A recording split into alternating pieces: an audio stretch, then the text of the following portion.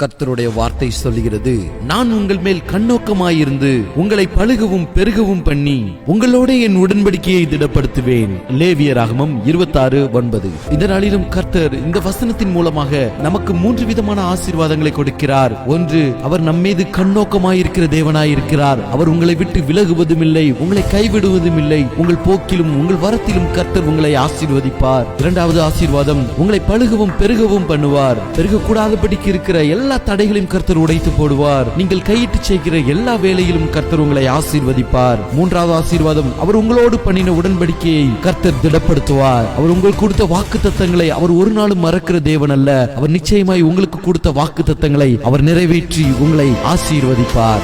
ஆமென். வாக்குரைத்தவரே, நீர் உண்மையுள்ளவரே, நீர் வாக்கு மாறாதவர், நீர் வாக்கு மாறாதவர். காலங்கள் மாறலாம், சூழ்நிலை மாறலாம், மனிதர்கள் மாறலாம்,